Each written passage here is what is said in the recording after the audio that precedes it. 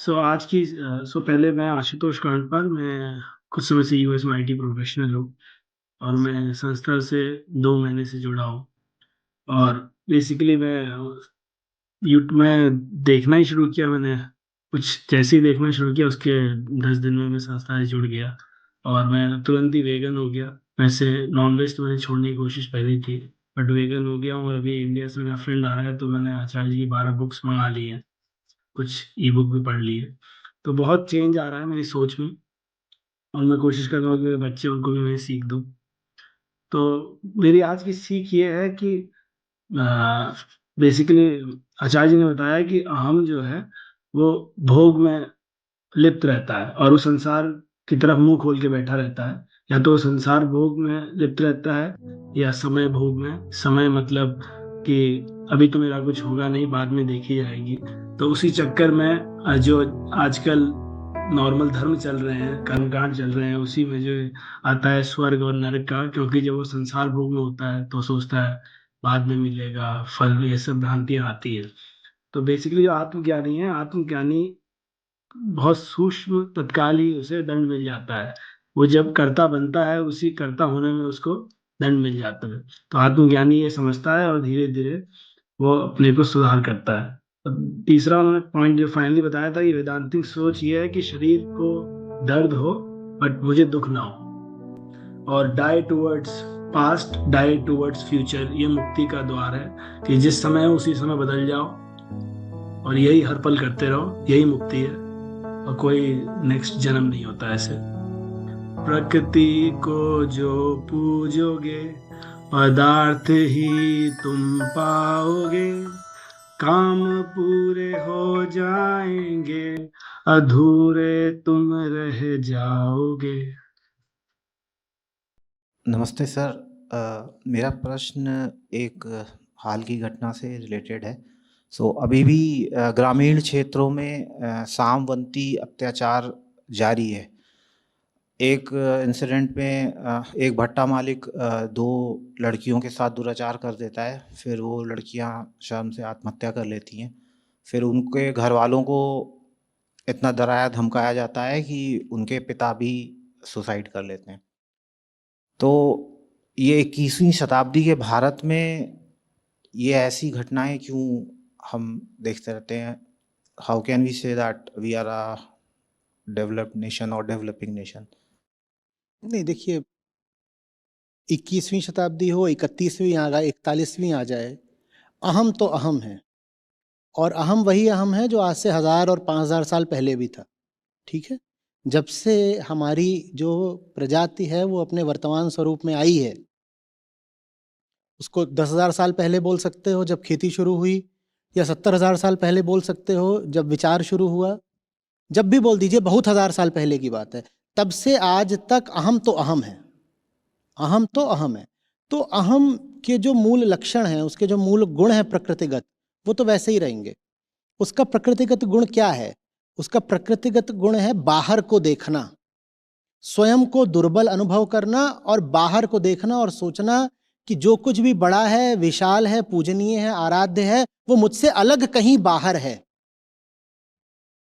वो मुझसे अलग कहीं है और बाहर है। इसीलिए ज्ञान का अर्थ होता है बाहर को नहीं देखना, भीतर को देखना।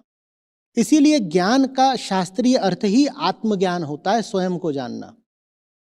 अगर आप स्वयं को नहीं जानेंगे तो 21वीं शताब्दी हो, कोई शताब्दी हो, आप बाहर को ही देखोगे और बाहर को जब भी देखोगे डरोगे। क्योंकि आप हो इतने से 5-6 फीट के, इतना बड़ा ब्रह्मांड है, इतने बड़े सूरज चांद हैं, मौसम आपसे पूछ के नहीं बदलते, नदी आपसे पूछ के नहीं बहती, बीमारी आपसे पूछ के नहीं आती, उम्र आपसे पूछ कर नहीं बढ़ती, आकर्षण आपसे पूछ कर नहीं होते, भय आपसे पूछ कर नहीं लगता, भूख आपसे पूछ कर नहीं लगती। कुछ भी आपसे पूछ के हो नहीं रहा है बाहर की जिंदगी में। तो बाहर को देखकर आप हमेशा अपने आप को छोटा ही अनुभव करोगे और ऐसे डरे हुए रहोगे, ऐसे ऐसे। भारत में ये खूब हो गया, ऐसे। इसकी काट एक ही होती है, आत्मज्ञान, स्वयं को जानना। जब पता चलता है कि बाहर जो कुछ है वो तो मेरा ही प्रक्षेपण है, बाहर जो कुछ है वो मेरी ही छाया है, और मेरे पास ये ताकत है सचमुच कि मैं अपनी जिंदगी अपने हिसाब से चलाऊं, बाहर कोई इतना बड़ा नहीं है। चाहे वो सामंत हो कि जमींदार हो कि कोई हो, धन बली हो, बाहुबली हो, कोई हो, वो बाहर कोई इतना बड़ा नहीं है कि मुझे उसके सामने सर झुकाना ही पड़े। जब आप ये जान जाते हो, उसके बाद फिर तमाम तरह के अन्याय और शोषण बंद हो जाते हैं। इसलिए नहीं कि अन्याय करने वाला और शोषण करने वाला साधु बन गया, बल्कि इसलिए क्योंकि अब आप सहने को तैयार नहीं रहते। जो शोषण करता है सिर्फ इसलिए कर पाता है क्योंकि कोई तैयार खड़ा है सहने को। जो सहता है बस इसलिए सहता है क्योंकि उसे लगता है कि सहूंगा नहीं तो कहीं का नहीं रहूंगा। ये आत्मज्ञान का अभाव है। मैं बहुत तरीके से उत्तर दे सकता था। मैं बिल्कुल समाजशास्त्र के तल पर भी आपको उत्तर दे सकता था कि भारत में सामाजिक व्यवस्था कैसी कैसी रही है और क्यों अभी भी इसीलिए ग्रामीण और पिछड़े इलाकों में बहुत ही मध्ययुगीन शोषण की हमें घटनाएं देखने को मिलती हैं। मैं वैसा उत्तर दे सकता था, पर उस उत्तर से ज्यादा काम का उत्तर व्यक्तिगत तल पर है। हमें समझना पड़ेगा कि हमारे भीतर कोई है जिसकी आंखें बस लगातार बाहर को रहती हैं। वो बाहर से ही खाता है, बाहर से ही पीता है, बाहर ही जीता है, बाहर से ही वो जन्म लेता है और मर करके बाहर की ही मिट्टी में धूल हो जाता है। उसके भीतर फिर कुछ है ही नहीं, वो कठपुतली जैसा है बिल्कुल।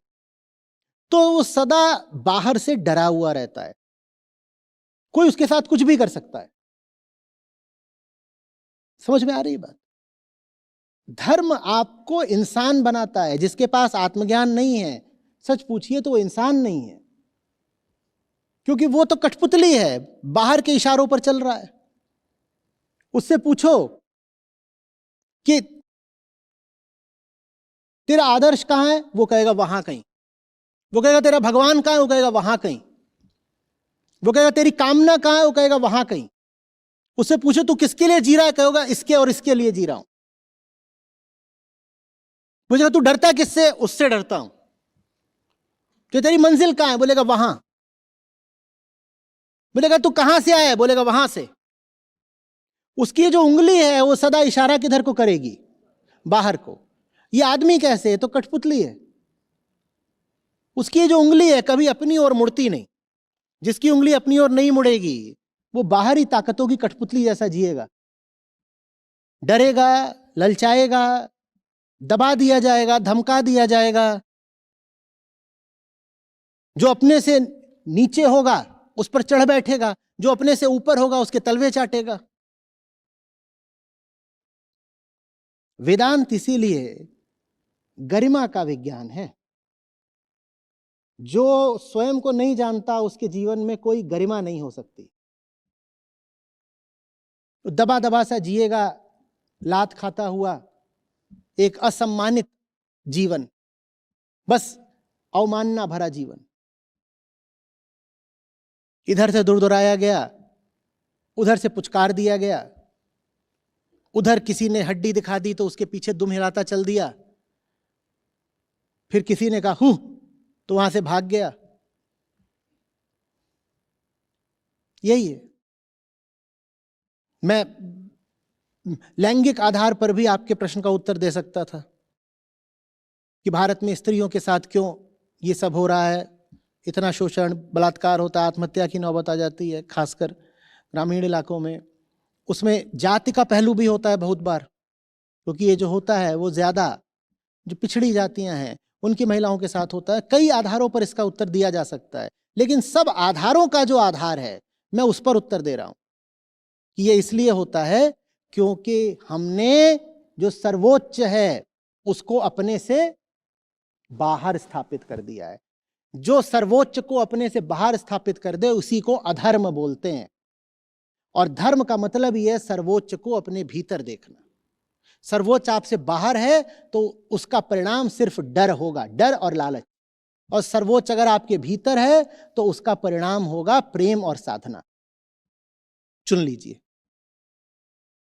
आचार्य जी, इसमें एक और चीज़ नहीं समझ में आती कि सबसे ज़्यादा अगर कोई डरपोक है तो उसे अपनी जान का डर होता है। तो जो लोग सुसाइड करने की हिम्मत कर लेते हैं तो वो अत्याचार के खिलाफ संघर्ष करके ही मरना क्यों नहीं चूज करते? मतलब तो मार तो रहे ही हो अपने को, तो सही चीज़ के लिए लड़के मतलब आप संघर्ष। एक बार का दर्द झेलना ज्यादा आसान लगता है ना। मैं कौन हूं, मैं देह हूं। मैं अपने आप को एक बार का दर्द देकर सब कुछ समाप्त किए देता हूं। कौन रोज रोज का दर्द सहे, क्योंकि मैं तो देह हूं ना, मेरी आंखें मुझे क्या बता रही हैं, मैं देह हूं। मैं बाहर को देखता हूं और कहता हूं वो सब देहें घूम रही हैं, मैं भी कौन हूं, मैं भी देह हूं। तो मेरे लिए सबसे बड़ी चीज क्या है फिर? अगर मैं देह हूं तो मेरे लिए सबसे बड़ी चीज क्या है? देह। तो मुझे अगर अपने दुखों का अंत करना है तो किसके माध्यम से करूंगा? देह के माध्यम से। देह बड़ी चीज हो गई ना। Thank you sir.